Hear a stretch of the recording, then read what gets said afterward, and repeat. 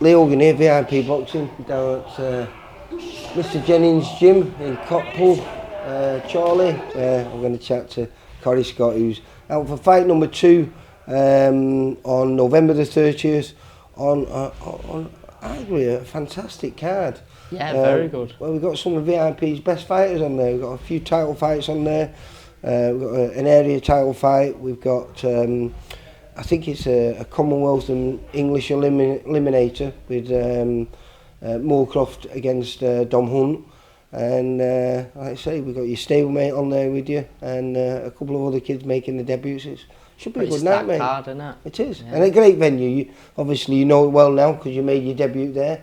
Yeah. But going back to that debut, you know, you made me smile in that night.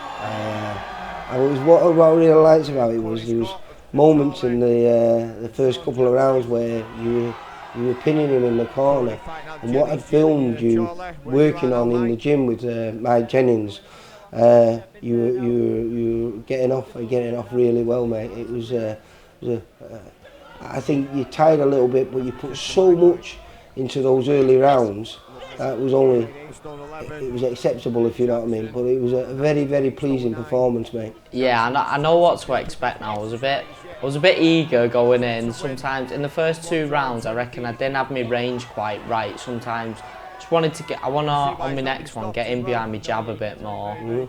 But the pressure-wise and the style, the same. That's where most of my best work is. So still work on cutting the ring off and that, sticking it on him pressure-wise. Well, you've got a kid who fought on the same night as you. Yeah. He fought Imad Naseeb, Steven Livewire Maguire, and I like him. I like him because again he's one of these men on the road that when you beat him, or hopefully when you beat him, you become a better fighter for it, because he comes and gives you a real fight. He doesn't just tuck up and shell up and not really throw anything back. He fights with you, and I presume as a young fighter that's what you want, isn't it? Of course, definitely. Like everyone says as well, when someone's throwing and giving it back, that's when the openings come and show for me. Self to land more. It's a bit harder when someone's on the back foot, tucking up, wanting to move around.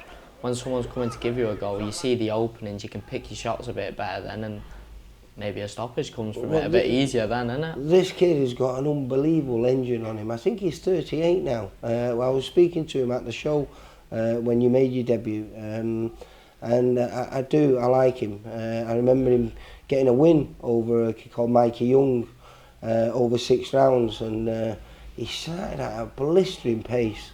I kept thinking to myself, well, he's not going to be able to keep this pace up. He's not going to be able to keep this pace up. But he did all the way through, and he does that all the time. So Livewire is a very appropriate name for him, because he's a busy fighter, and he keeps coming. So I think it's a great test for you. Perfect, yeah. Well, you've worked hard, you've trained hard, and it's no good getting in there with someone who's not throwing anything back or giving you anything to work with. And this guy gives you lots to work with. Yeah, definitely. I've basically been in a camp from the first one to this. I boxed on the Saturday. I was back training from Tuesday, ready for this fight. So I've done this. That's how it should be. Yeah. So I'm even fitter, and I've already progressed just in a short period of time from the last one to now. I've come on leaps and bounds. Well, I was asking your coach, Dave Jennings, and I was saying, because I know it sounds weird, because you're a good amateur. I think, what did you have, nearly 40 fights, was it? 31. 31 fights. So, and you fought at a good level, you won a national title, so, you know how to box. Yeah. But pros and the amateurs are too different, and often, a lot of the things that your coaches are saying to you don't register properly. But when you have your first fight, everything that they've been saying to you registers a lot more, doesn't it? Yeah, it makes sense. And I was asking if that has made a difference to the way you've been in the gym, and they went, different fighter. Yeah, 100%. It's a lot more suited to me, we think, as well. A lot of my best work is inside, up close pressure, but it's the pace-wise of it as well, picking your shots a bit more. I do think at the weight I hit quite hard, I think, as well, so I'm able to pick my shots, break them down, and hopefully over rounds slow them down then, but I want to be cutting them off. Well, today has been a back to basics day, hasn't it? Yeah, I was here early and your stablemate, he was having his second fight, because you caught him up now, haven't you? Harry Winard. He was doing some coaching with some PTs there. And then he went straight into what he'd been coaching, which is just the fundamentals, working on that jab, working on the straight shots, make sure your feet are in the right place. Is that nice to keep going over that old thing, because it means you don't have to think about it on fight night? Yeah, 100%. You need to get the basics right, and obviously we've had loads of hard sessions, loads of hard sparring. You need them days just to go back and make sure, if you're not getting the basics and the fundamentals right, you're not going to get anything else right, and then it's what putting in on the fight. Like I said on my last fight as well, I think the first 2 rounds I didn't quite get my range right as well, and that's what we're working on there. In the third I started to keep it a bit longer and I got my range right, and that's when punches were coming off a bit more then. So. And preparations for this, I presume Harry's been a big part of it, but there's young Joe Turner in there. I presume is another great sparring partner, because he, as an amateur, he's around your weight, isn't he? Yeah, to be fair, I've not really sparred Joe too much this camp, because most of the time he's been at England camps, and then he's been in obviously America for the world, so he's not really been here. But Dave and Mike have got me plenty outdoor sparring. Were you part of big preparations for Gomez when he should have fought? I know he didn't fight through illness, but he should have been fighting for the British title, wouldn't he? Yeah, at the start of camp I was sparring Gomez quite a lot, and then towards the end of it, when I would drop in weight and that, there were quite a big difference, and obviously we're getting sparring from other gyms then, so then towards the end of his camp I didn't spar him too much, but at the start I did quite a lot. And how has sparring been going and everything else? Perfect. Like I said, Mike and Dave have got me plenty. I've sparred Billy Hervey.